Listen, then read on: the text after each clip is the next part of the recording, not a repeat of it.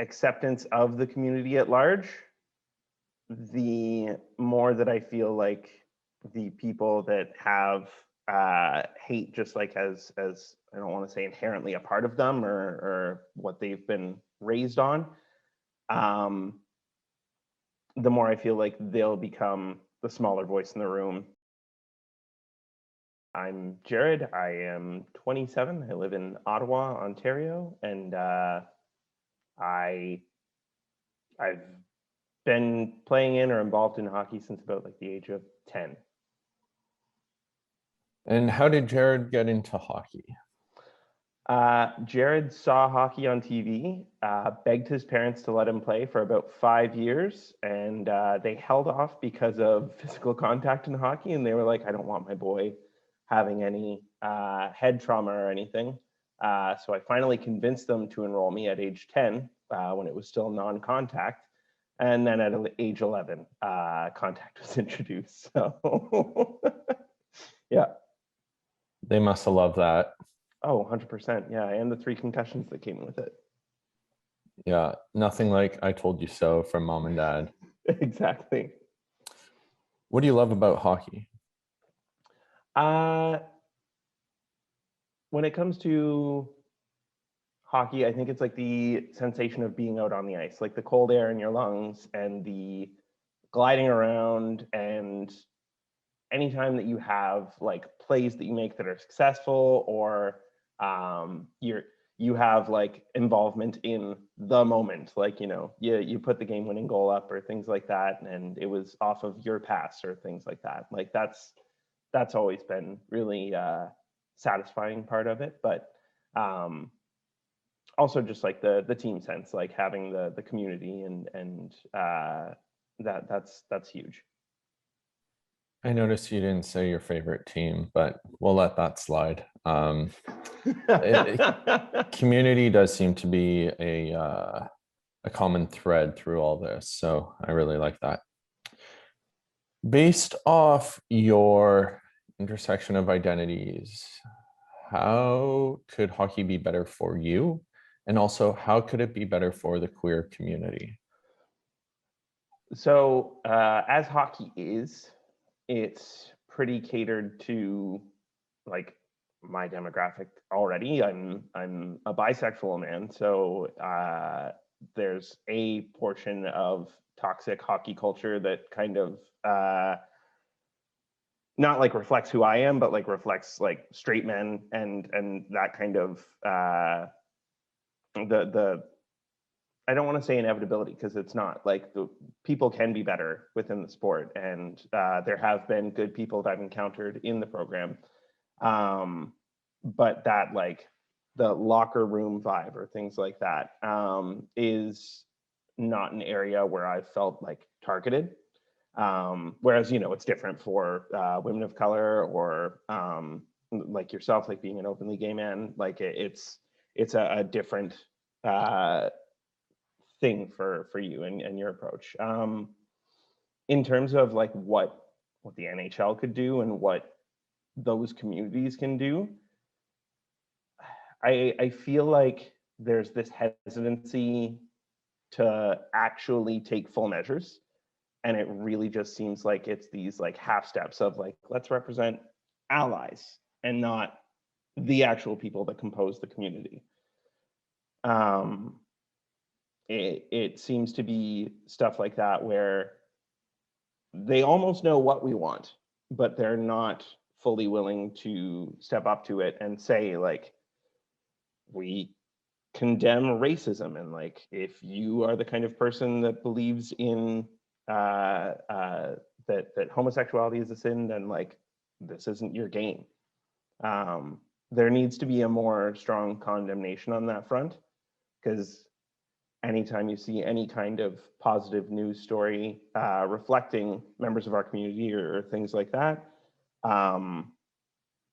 we oftentimes have that like there's the typical guys in the replies being like, this sport's dumb, like I'm never watching this again, you've ruined it, blah blah blah, and that kind of thing. Like, and those are the kind of people that need to like know that this is the way that things are going in the future, and there's no space for that right now or ever.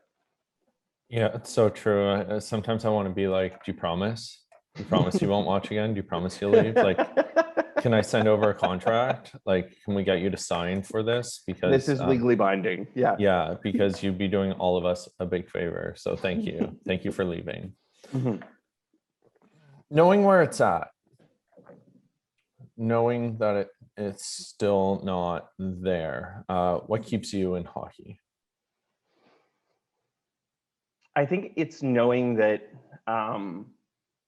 like in general, the shift that I've seen in men's beer league or things like that is that generally nobody gives a shit if as long as you're there. Like if you give people a ride to the games or things like that, you're good. In terms of like being a fan of the Sens and being like supporting the NHL for better or for worse, I think it's knowing that in the absence of our voices, in the absence of our support, those guys that are saying, I'm never going to watch this game again, they're not going to be the ones to be like, well, wait, like, what about the queer community? What about representing like these different people, these different fan sections and stuff like that? Like, without us to do that kind of stuff, then there's not going to be that kind of voice of support with the authenticity that we kind of ask for. Yeah, it's a tough balancing act between I don't want to support this because it doesn't represent me, but if I'm not here, who will? Mm-hmm. And who will fight for the rights and who will do the work to so that I can feel safe and that future generations of folks like me can feel safe. And I struggle with that so much. But so I really like that. That said, what gives you hope for queer people in the sport? I think that the more that we see stories like yours and the acceptance of the community at large, the more that I feel like the people that have hate just like as I don't want to say inherently a part of them or what they've been raised on, the more I feel like they'll become the smaller voice in the room. And the more that we see like organizations like Toronto too, really stepping up and actually committing to acceptance and diversity and making space for those people, those voices.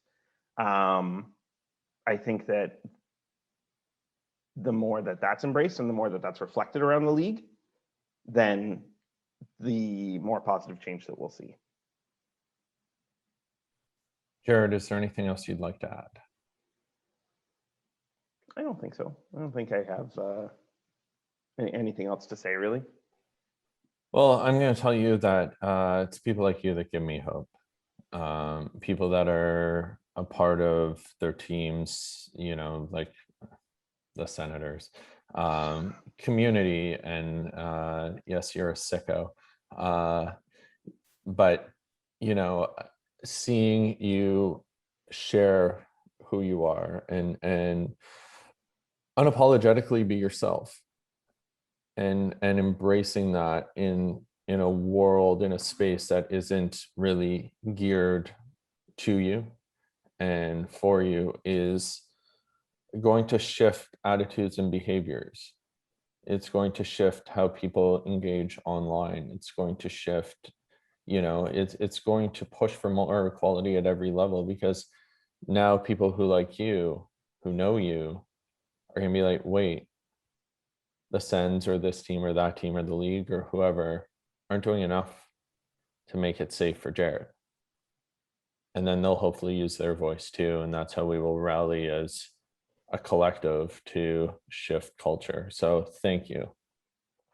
No, it's I honestly, I owe a lot to my community within like Sen's Twitter.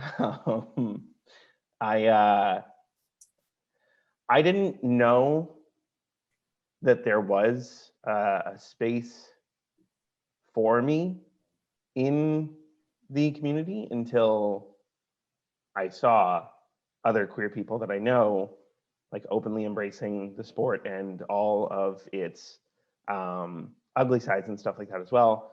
But like the fan cam community, the like the thirst side of hockey and the fan cams, that kind of stuff is like what speaks to me more than some other like traditional aspects of the game. And I